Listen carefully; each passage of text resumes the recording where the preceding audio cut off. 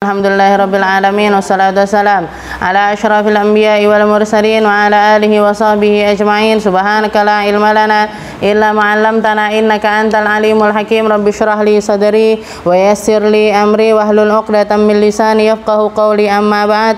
Alhamdulillah ala nikmatil Islam, alhamdulillah ala nikmatil iman wa kafa biha min ni'mah. Alhamdulillah, segala puji bagi Allah Subhanahu wa taala yang masih memberi kita berbagai macam karunia-Nya, memberikan kepada kita berbagai macam anugerahnya, masih dikasih nikmat sehat, dikasih nikmat sempat, dikasih nikmat padang atine, padang pikirane. Nggih. Alhamdulillah Allah Subhanahu wa taala masih nyehatkan kita untuk kita terus nyari bekal menuju tempat yang abadi, menuju tempat yang selama-lamanya kita akan ada di sana. Seperti katanya Habib Abdullah bin Alawi Al-Haddad, innal hayata la hayatul abadiyah. Kehidupan yang sebenarnya itu ya nanti. Kehidupan yang sebenarnya itu ya di alam akhirat. Alam dunia ini cuman tempat kita untuk mampir saja, untuk menuju perjalanan yang luar biasa panjang, luar biasa berat, luar biasa melelahkan, luar biasa, dan semuanya tergantung dengan alam kehidupan kita ini, umur yang tidak seberapa ini. Semoga Allah Subhanahu wa taala menjadikannya umur yang sebaik-baik umur, semanfaat-manfaatnya umur, sepadang-padangnya umur, dan seberkah-berkahnya umur. Salah satu hal yang kita usahakan untuk memberkahkan usia kita, menjadikan usia kita ini menjadi usia yang barokah dan juga manfaat, adalah dengan kita terus mempelajari tentang hal-hal yang membuat diri kita ini menjadi manusia yang lebih baik. Kita pakai patokan, kita belajar di sini bersama Al-Imam Abi Hamid Muhammad bin Muhammad Al-Ghazali, atau yang terkenal dengan nama Imam Ghazali, dengan kitabnya yang bernama Bidayatul Hidayah. Permulaannya orang nyari petunjuk, permulaannya orang kalau mau nyari hidayah itu lewat, salah satu jalannya adalah lewat kitab yang dikarang oleh Al-Imam Ghazali. Kemarin kita sudah membahas tentang auqatul a'mal, waktu yang bisa, amal-amal yang bisa kita lakukan di pagi hari kita sampai siang kita, gitu. Kalau para ulama kita mengatakan, atau para ahli hikmah mengatakan, al-waqtu kas-saif, idza lam taqta faqata'ak. Sesungguhnya waktu itu bagaikan pedang. Kalau misalkan bukan kamu yang menebas, kamu yang akan ditebas. Makanya kita yang harus melawan agar waktu kita ini menjadi waktu yang bermanfaat. Sebagaimana kita jangan sampai, karena kalau misalkan kita tidak memanfaatkannya sebaik mungkin, yang akan memasukinya atau yang waktu ini akan terhabiskan sia-sia dengan hawa nafsu kita. Makanya dibikin pakem-pakem. Aku jam segini sampai jam segini begini, aku jam segini sampai jam segini begini. Kalau belum bisa ngaturnya dari diri kita sendiri, ya harus dipaksakan. Misalkan saya seminggu harus ada ngajinya, ya lek arep ngaji dhewe ngene angel, datang aja ke pengajian, datang aja ke pengajian. Di situ mau ndak mau telinga kita akan terbuka, mau ndak mau kita akan mendengarkan hal-hal yang bermanfaat. Maka di sini waktu itu harus kita gunakan sebaik mungkin. Habib Abdullah juga mengatakan waktu ini adalah modal terbesarnya kita. Waktu itu, umur itu adalah modal kita yang paling besar. Bahkan ilmu itu waktu itu jauh lebih berharga ketimbang harta. Lebih berharga dibandingkan harta. Ada yang bisa jual waktu. Ada orang dodolan waktu. Atau aku tak tuku. Aku misalkan ada orang tahu, oh umur saya sampai 70 tahun, aku tak tuku umur, nanti tak tambahi 5 tahun apa 6 tahun gitu. Ndak bisa dibeli dengan apapun. Nek wis entek ya entek. Kalau sudah habis ya habis. Makanya kita harus menggunakannya sebaik mungkin.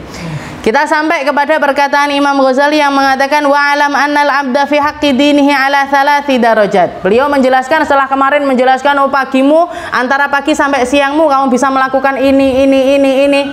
Empat macam hal yang beliau ajarkan. Setelah itu beliau merangkumkan atau menyimpulkan wa'lam dan ketahuilah annal abda fi haqqi dinihi ala thalathi darajat. Setelah semua yang kamu usahakan itu tadi, setiap orang punya usahanya masing-masing. Setiap orang punya amal mereka masing-masing. Setelah itu koreksi dirimu di mana tempatmu dari kadar seseorang di dalam agama mereka.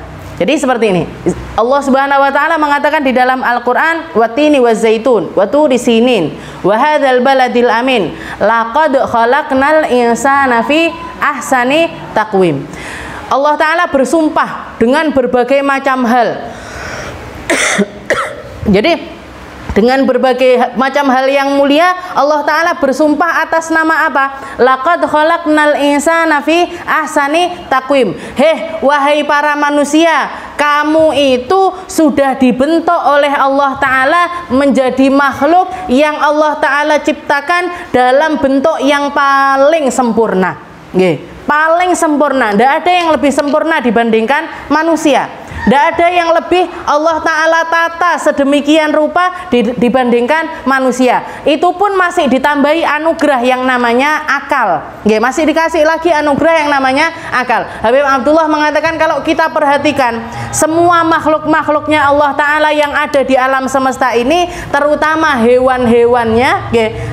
hewan-hewannya, semuanya Allah Ta'ala takdirkan untuk hidup dengan wajahnya ini ngadep ke bawah. Dengan wajahnya ini ngadep ke bawah. Burung ngadep ke bawah.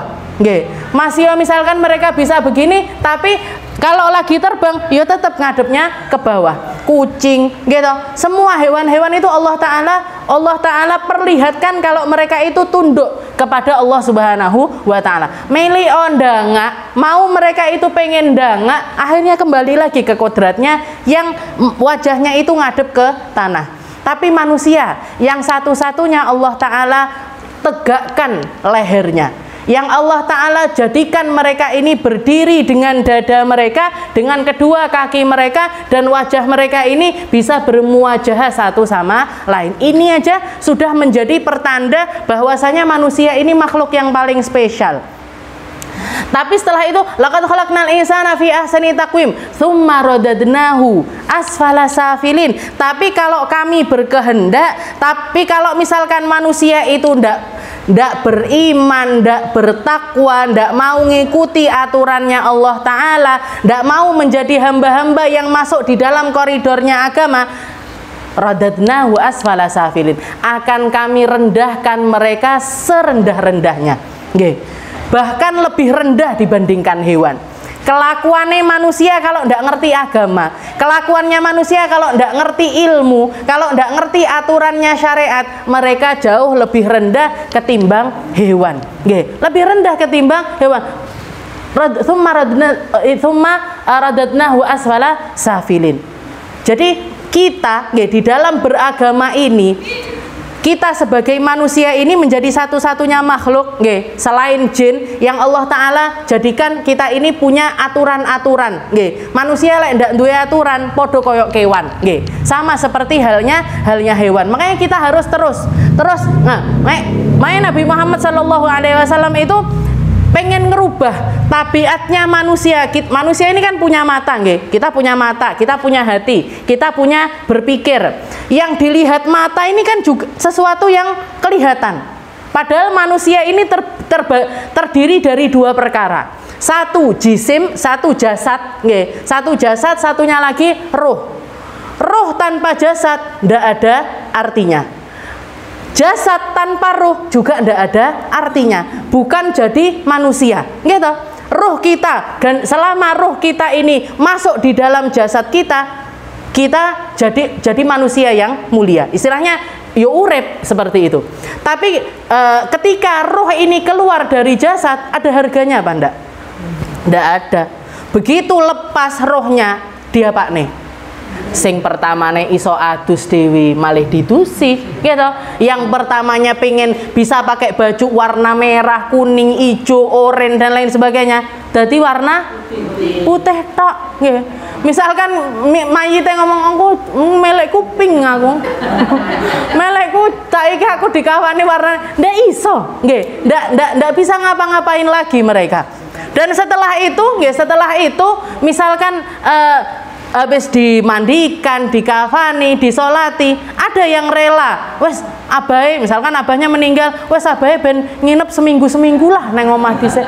Tidak ada, langsung dibudal nih, langsung dibawa ke kubur, langsung pindah ke rumah nggih. Yang pertamanya mereka tinggali 10 tahun, 20 tahun, 30 tahun, pindah ke rumah yang mereka tidak kenal sama sekali nggih. Ke rumah yang mereka tidak kenal sama sekali, dan tidak ada orang yang punya cita-cita untuk tinggal di situ nggih. Anak sing cita-citane aku tak urip nang kuburan nae. Ndak ada. Itu sing tukang gali kubur ya bareng gali ya mulih yo an. Nggih. Seperti itu. Jadi ndak ada artinya. Makanya di sini syariat Allah Subhanahu wa taala menurunkan para nabi, menurunkan para rasul untuk ngerubah, untuk memahamkan kepada kita bahwasanya kamu hidupmu itu bukan cuma tentang jasad saja, tapi juga tentang ruh.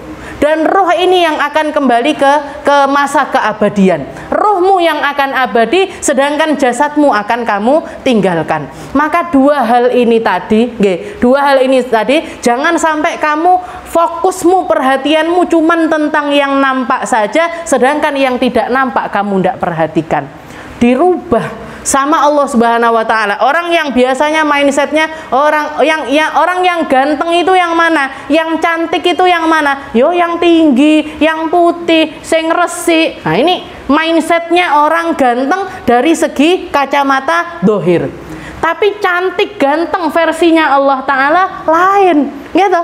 Lain. Makanya semua manusia ketika kenal Allah taala semua akan merasa berharga. Semua akan dihargai, semua akan merasa istimewa. Semua orang istimewa.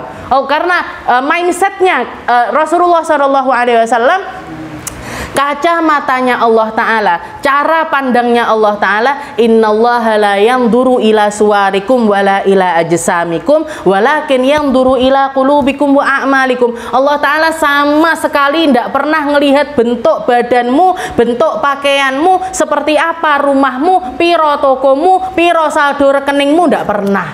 Tidak pernah dilihat, dilirik tidak pernah sama Allah Ta'ala. Innallaha la yanzuru ila suwar, walakin yang dilihat sama Allah Ta'ala qulubikum wa a'malikum. Yang dilihat hatimu, yang dilihat amal perbuatanmu, yang dilihat sholatmu, yang dilihat cara berfikirmu, yang dilihat zikirmu, itu yang dilihat sama Allah Ta'ala. Ini yang akan membuat semua manusia merasa berharga. Makanya dikatakan Rasulullah SAW itu ada beberapa orang sahabatnya, sahabat terdekatnya. Ini orang-orang yang sering disuruh-suruh sama Rasulullah SAW, dan istilahnya maaf, fisiknya itu jauh dari kata ganteng. Fisiknya itu jauh dari kata istilahnya wong delok ora melek nyedek, istilahnya gitu. Jadi ada beberapa sahabat yang model fisik, tapi Rasulullah senang duduk sama mereka. Rasulullah senang guyon-guyon sama mereka. Bahkan ada salah satu sahabat ini yang badannya itu kurus, kecil, pendek, ireng, keriting, sapa nah kurang, ininya napa rodok metu dan lain sebagainya. Maka dikatakan si laki-laki tersebut, Mak, ini secara fisik orang ngelihat kayak gitu kan. Misalkan dia orang yang seperti ini ngelamar anaknya jenengan misalkan. Yo cotoka. Tapi ini kan istilahnya ada pada orang seperti ini, ada.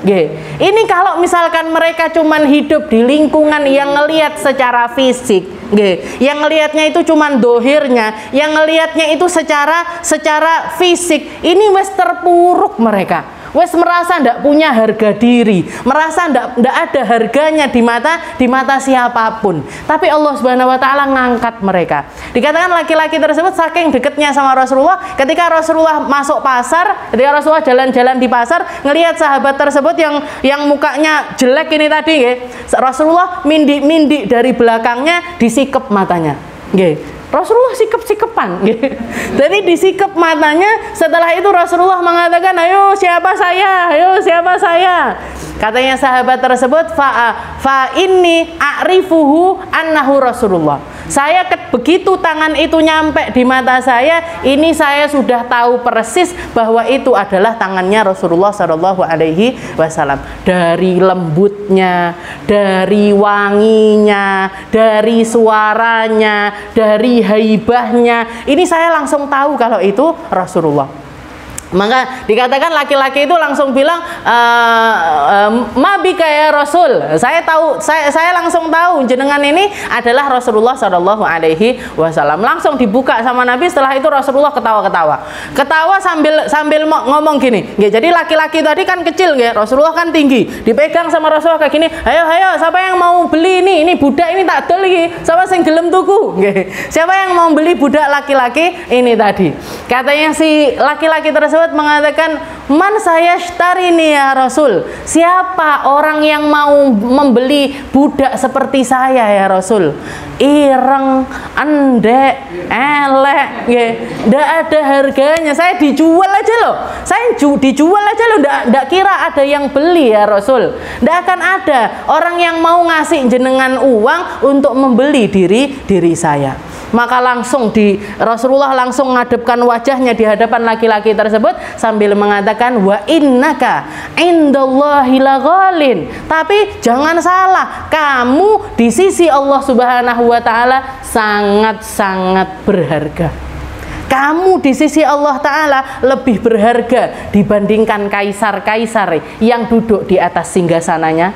Kamu di sisi Allah Ta'ala lebih berharga dibandingkan pemimpin-pemimpin dunia manapun. Kamu di sisi Allah Ta'ala lebih berharga dari manusia manapun. Ingat itu. Ini yang dikatakan. Jadi mindsetnya itu langsung dirubah. Jangan sampai kamu merasa tidak berharga. Semua orang punya potensi untuk berharga di sisi Allah Subhanahu wa taala. Selama yang diopeni adalah rohnya. Selama yang diopeni adalah hatinya. Selama yang diopeni adalah muamalahnya kepada Allah Subhanahu wa taala. Makanya kita belajar terus. Imam Ghazali mengatakan, wa alam annal abda fi haqqi dinihi ala thalathi darajat. Dan manusia dengan setiap amal perbuatan mereka dari segi ketakwaannya kepada Allah taala, kita ngambil porsi dari ketakwaan. Kita ngambil porsi untuk menjauhi semampu kita perkara-perkara yang dilarang oleh Allah taala dan menjalani perkara-perkara yang diperintah oleh Allah Ta'ala. Setelah itu koreksilah selalu. Setelah itu koreksilah selalu di mana tempat takwamu, di level mana kamu berada di dalam level ketakwaan tersebut. Karena setiap manusia dari segi keagamaannya ada di dalam tiga derajat. Derajat yang pertama, imma saliman. Bisa jadi dia adalah orang yang selamat. Orang yang selamat ini seperti apa? Wahwal muqtasir ala adail faraid wa tarkil ma'asi. Dia adalah seseorang yang pada agamanya dia, agamanya dia sudah menjalani, dia sudah melepaskan diri dari semua keharaman-keharaman yang Allah Ta'ala perintahkan dan melakukan semua yang Allah Ta'ala wajibkan. Jadi yang wajib-wajib sudah dilakoni, sing haram-haram sudah dihindari. Ini orang levelnya adalah orang selamat. Selamat dia. Masuknya ke dalam surga. Tidak masuk ke dalam neraka. Tapi derajatnya yang mana? Derajatnya paling bawah sendiri. Kenapa? Pokoknya selamat. Pokoknya selamat. Seperti yang dikatakan, ada seorang sahabat nanya kepada dia, Rasul, kalau misalkan aku sholat cuman yang wajib tok, saya puasa cuman yang wajib tok, zakat juga sekedar yang wajib saja, a'adkhulul jannah, apakah saya pantas untuk masuk ke dalam surga ya Rasul? Katanya Rasulullah, pantas. Nah, sholatnya wajib tok, posone wajib tok, zakatnya, sedekahnya juga yang wajib saja. Dan ketika dia punya harta, dikaruniai harta sama Allah Ta'ala, sudah kena kewajiban haji, langsung berangkat haji, piye orang ini? Selamat. Nggih. Kalau dia meninggal dunia, besar kesempatannya untuk masuk ke dalam surganya Allah Subhanahu wa Ta'ala. Ini derajat yang pertama, derajate wong selamat. Sedangkan yang kedua aurabih, yang kedua adalah derajatnya orang yang beruntung. Yang beruntung ini seperti apa? Wahwal mutatawwu bil qurubati wan nawafil. Dia sudah menghilangkan semua keharuman-keharuman pada dirinya.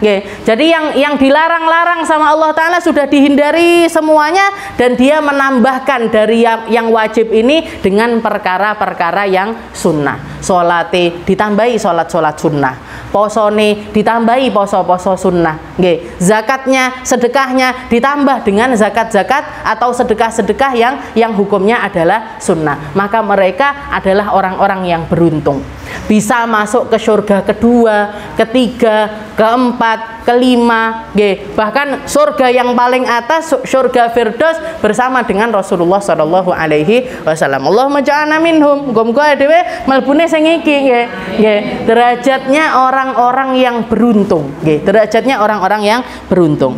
Dan yang terakhir, ini yang jangan sampai kita masuk ke dalamnya, au khasir, derajatnya orang yang dia itu celaka atau rugi, seseorang yang merugi. Seperti apa itu? Wahwal muqassiru anil lawazim, yaitu mereka-mereka yang istilahnya masih teledor di dalam perkara yang wajib ataupun perkara yang haram. Jadi perkara wajib sama perkara haramnya ini masih sering ketabrak-tabrak. Nah, ini wis bubar ini. Yang seperti ini adalah derajatnya seseorang yang khasir atau orang yang merugi dari segi umurnya, merugi dari segi pikirannya, merugi dari, jadi setiap karena orang ini kalau kita lihat seseorang ketika melanggar aturannya Allah Subhanahu wa Ta'ala atau jauh dari yang namanya agama, orang jauh dari agama, uripe ndak mungkin tentrem, hidupnya ndak mungkin bisa tenang dari segi jiwanya, atau cara dia menjalani hidup ini ndak mungkin enak. Kayak misalkan orang yang suka menipu, orang senengane ngapusi wong, orang sukanya nipu orang. Ini kira-kira di kelompok-kelompok manusia disenengi apa ndak? Ndak enak, wah dhewe arep nyedeki, wis tahu ketipu sama orang, kita ditipu sama fulana, misalkan ada satu orang pernah nipu kita atau pernah nyakiti kita mau ndak deket lagi sama dia? Ndak. Di sini didoi, neng kene didoi, neng kene didoi. Dia mau masuk ke komunitas manapun ndak penak uripe, mau temenan sama ini ndak diterima, temenan sama ini ndak diterima. Yang salah apa orang-orang yang ndak nerima? Bukan, yang salah dianya sendiri. Kenapa kok nyakiti orang? Kenapa kok nipu orang? Kenapa kok ngutang ndak bayar-bayar?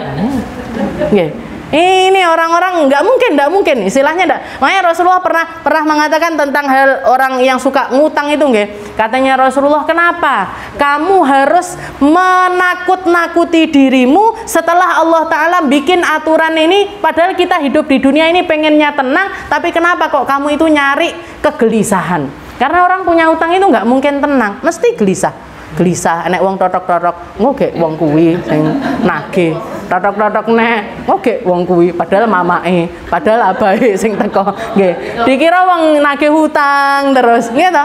Nah, ditambah lagi kalau orang suka cicilan-cicilan kayak gitu, orang mau beli, orang sekarang kan kabeh dicicil, gitu, jilbab nyicil, kambi nyicil, HP nyicil, yang harusnya hidup kita ini bisa istilahnya kita ngeluarkan uang ini di dalam perkara-perkara yang kita istilahnya, kalau misalkan kita butuh, kita semuanya punya kebutuhan sekarang sama HP, memang butuh sama HP buat nelpon, buat komunikasi dan lain sebagainya.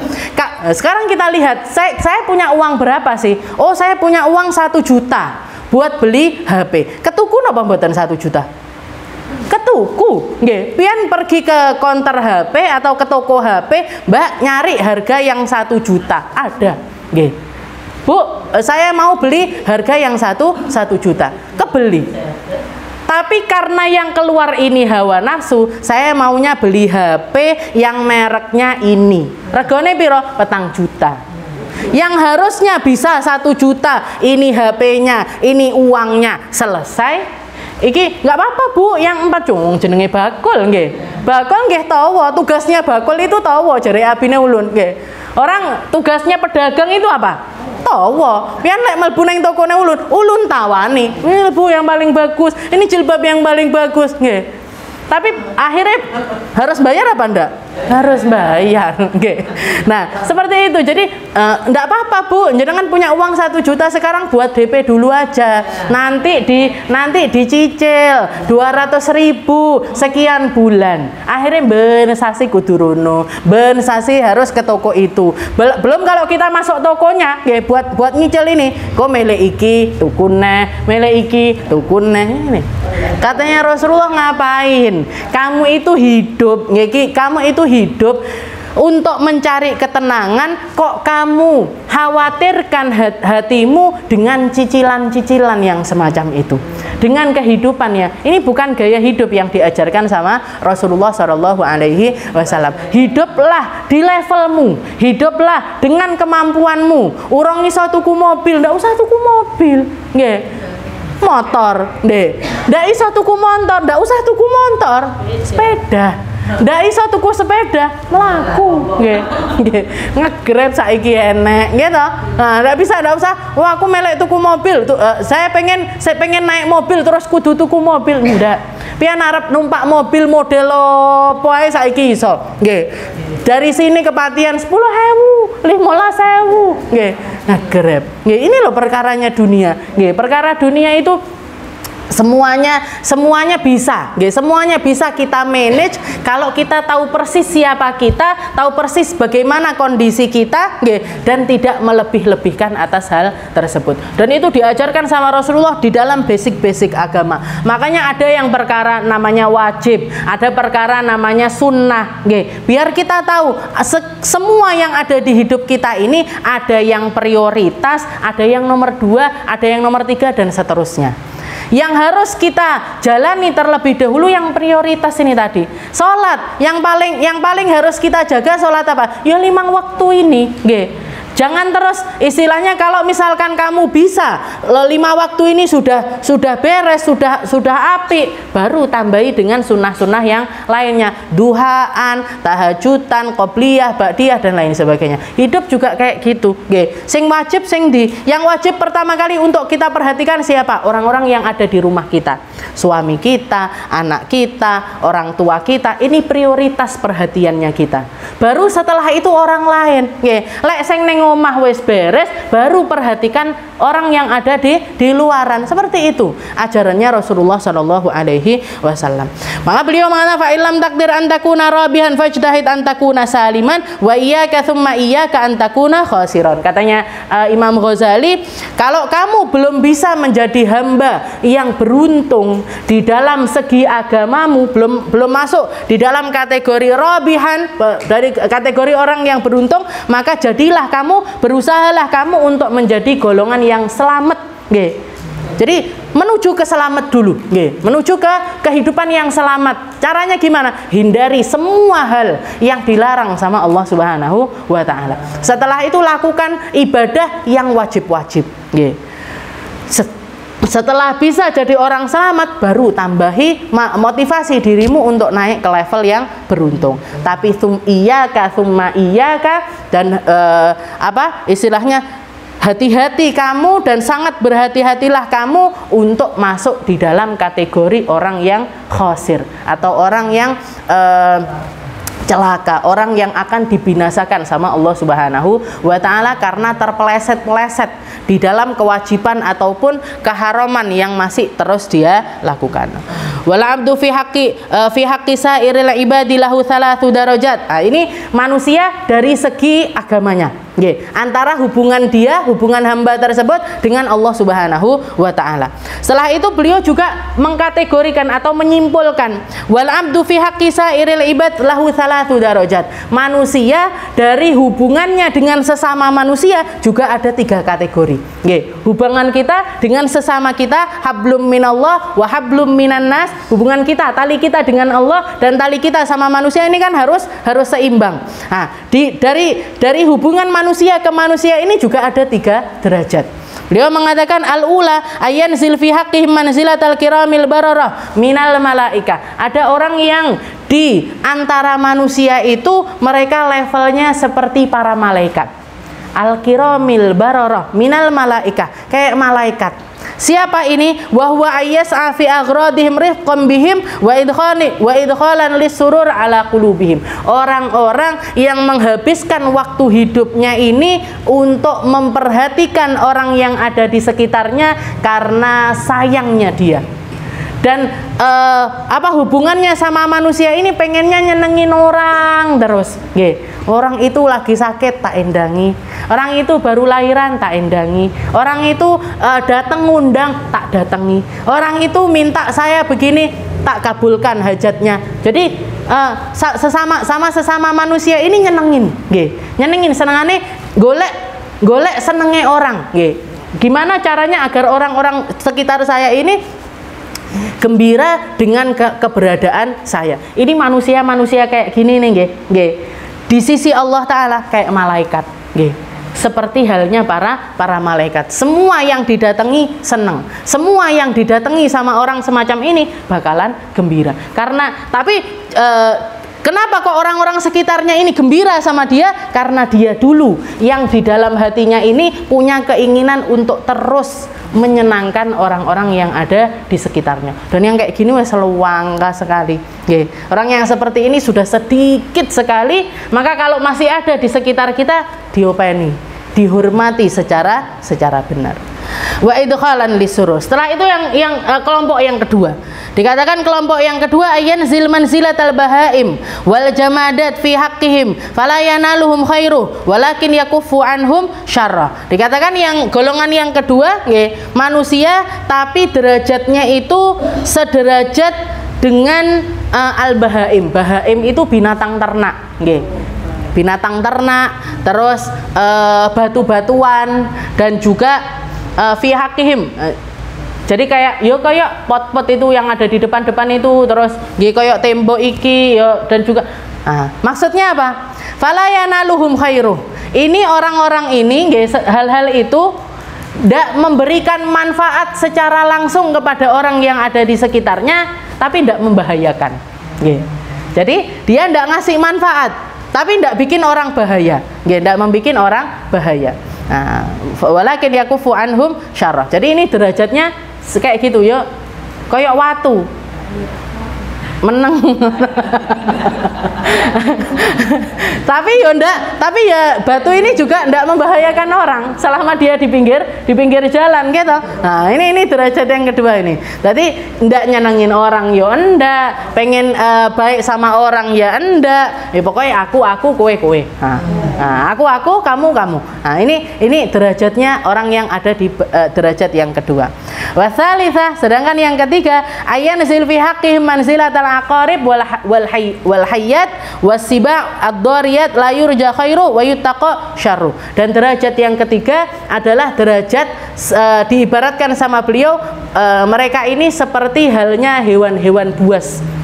Hewan-hewan buas, hewan-hewan yang menjijikkan, hewan-hewan yang bikin darurat, bikin orang takut kayak ular, tikus, kayak gitu-gitu. Ada yang pengen melihara tikus, ngoleksi tikus kan gak enak gitu. Jadi mereka yang seperti layur khairu. Jadi orang tidak mengharapkan kebaikan dari mereka, dari hewan-hewan tersebut. Tidak cuman sampai situ, orang-orang juga takut dengan hewan-hewan yang istilahnya moh cedek-cedek sama hewan yang semacam ini. Nah, ini derajatnya manusia juga kayak gitu. Ada yang kayak malaikat, orang-orang yang baik-baik. Nah, kalau kita bisa jadi yang mana? Yang paling dhuwur no. Yang kedua ini yang ndak bawa manfaat apa-apa, ya diibaratkan ya kayak watu, kayak watu, kayak uwit, kayak pager, ya ndak ngefek apa-apa, ndak ngefek apa-apa. Makanya kita sebagai manusia itu kenapa sih Allah Ta'ala nganjurkan silaturahmi, nganjurkan kita saling ngasih hadiah, kalau ketemu senyum, kalau ketemu saling sapa, yuk biar kemanusiaan kita itu tetap jadi manusia. Jadi orang dapat manfaat dari kita. Senyum aja loh, ngasih manfaat apa enggak? Ngasih, kita keluar rumah, ketemu orang, assalamualaikum, seneng, oh kui mbak kui toh, oh kui mbak kui arep budal rene. Itu aja sudah ngasih efek terhadap orang lain. Jadi jangan, kalau kita bisa masuk golongan yang pertama, yang nyenengin orang, yang merhatikan orang, yang ngasih bantuan. Bantuan ini tidak harus pakai uang gitu. Bantuan ini tidak harus pakai uang. Doa yo bantuan, nyeneng nih yo bantuan, ngepuk yo bantuan, maluk yo bantuan. Tapi sing wedok ae nggih. Anak bojone wong lagi sedih, ngopo? Sebelah niki nggih. Walakin yakufu anhum syarra, artinya fi hakiman silatan aqarib wal hayyat wasiba'id dariyat la yurja khairuhu wa yuttaqa syarruh. Fa illam takdir ala antara tahik bi ufukil malaika, kalau kamu tidak bisa masuk yang seperti diibaratkan seperti para malaikat, fahdhar an tanzil an darajatil bahaim, maka jangan sampai kamu masuk di dalam derajatnya seperti hewan-hewan ataupun hewan-hewan yang bikin kerusakan di antara manusia. Fa in radita li nafsikan nuzul min a'la illiyin fala tardalaha bil hawi ila asfali safilin fala'allaka antan jua kafafan la laka wala alaika. Jadi ini yang harus kita terus usahakan. Hubungan kita sama Allah Ta'ala harus meningkat, hubungan kita dengan para manusia juga harus meningkat. Karena setiap kebaikan yang kita tebarkan, setiap hal baik yang walaupun misalkan kita nganggapnya lagi koyok sesuatu yang biasa aja loh, ini kayak sesuatu yang sehari-hari saya juga seperti ini. Selama perkara biasa yang baik itu tadi kita niatkan untuk Allah Ta'ala, datangnya jadi dapat pahala. Kayak misalkan ini, salah satu sunnahnya Rasulullah yang mungkin kita anggap sesuatu yang biasa, ngasih orang pakai tangan kanan, nerima juga pakai tangan kanan. Ada kita ngasih orang pakai tangan kanan, ngasih nerima dari orang juga pakai tangan kanan. Ini kan biasa, gitu. Berapa kali dalam sehari kita melakukan hal tersebut. Tapi kalau kita ngene weh-wehan seperti itu, ya tidak ada unsur pahalanya. Tapi kalau kita nganggep saya ngasih pakai tangan kanan karena ini sunnahnya Nabi, karena ini ajarannya Nabi, karena ada pahala di situ, ada peningkatan pahala di situ, ada sesuatu yang Allah Ta'ala alirkan di dalam diri kita yang akan terus menumbuh kembangkan keimanan kita kepada Allah Subhanahu wa Ta'ala. Makanya ketika para sahabat nanya kepada Rasul, ya Rasul dhahaba ahlud duturi bil ujur, ya Rasul wes pahala-pahala gede-gede sing ngambil wong sugih-sugih tok. Yang bisa bangun masjid orang kaya, yang bisa bangun pondok pesantren orang kaya, yang bisa bikin ini, nyumbang ini mek wong sugih-sugih tok ya Rasul. Wes entek pahalane dipek wong sugih-sugih tok.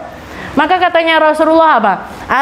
Alaisa qad ja'alallahu lakum sadaqah, bukankah Allah Ta'ala sudah bikinkan bagi siapapun porsi sedekah mereka masing-masing. Fi kulli tahlilatin sadaqah. Setiap tahlil itu la ilaha illallah, di situ ada sedekah. Fi kulli tasbihatin sadaqah, kita baca subhanallah sedekah, masya Allah sedekah, alhamdulillah sedekah, semuanya bernilai sedekah. Narok sesuatu pada tempatnya sedekah, nyapu omah sedekah, pian nyewoi putune apa nyewoi anake sik bayi sedekah, masakkan keluarga sedekah. Semuanya nilainya adalah sedekah yang akan kembali kepada kita dan akan masuk di dalam diwan, di dalam catatan kebaikan kita yang akan menaikkan derajat kita di sisi Allah Subhanahu wa Ta'ala. Tapi yang penting di situ apanya? Ini yang penting ruhnya, yang penting hatinya nyambung apa enggak sama Allah Subhanahu wa taala. Dianggap beban. Kalau dianggap ini wong wedok ya wis kudune ngene, resik-resik, nyapu-nyapu, ngepel-ngepel, cuman dianggap gitu saja ya sudah, enggak ada nilai pahalanya. Tapi ketika kita sambungkan itu kepada Allah Subhanahu wa taala, apalagi ditambah nyapu-nyapu karo sholawatan, nyapu-nyapu karo la ilaha illallah, la ilaha illallah, la ilaha illallah, wes tambah-tambah gitu, tambah-tambah lagi pahalanya. Jadi semua hal bisa mendatangkan pahala di sisi Allah Subhanahu wa taala. Fa'alaika fi bayati naharika alla tashtagil illa bima yanfa'uka fi ma'adika wa ma'ashika alladhi la tastaghni 'anil isti'anah bihi ala ma'adika. Jadi semua hal yang diusahakan itu semata-mata untuk nyari ridhonya Allah. Berusahalah semampunya, berusahalah sekuatnya, berusahalah untuk terus menggapai itu semuanya agar kita mengerti makna yang dikatakan oleh Allah Ta'ala, wala tamutunna illa wa antum muslimun. Berusahalah kamu wahai orang-orang muslim untuk mencari di setiap kebaikan itu tadi, intinya apa? Nyari kematian dalam keadaan muslim, dalam keadaan bersyahadat, dalam keadaan ingat sama Allah Subhanahu wa taala. Karena kita tidak tahu kapan diambil nyawa kita, kapan malaikat maut menjemput kita. Jadi berusaha baik terus itu tadi agar sak wayah-wayah pas diambil itu dalam keadaan wala tamutunna illa wa antum muslimun. Wallahu a'lam bishawab.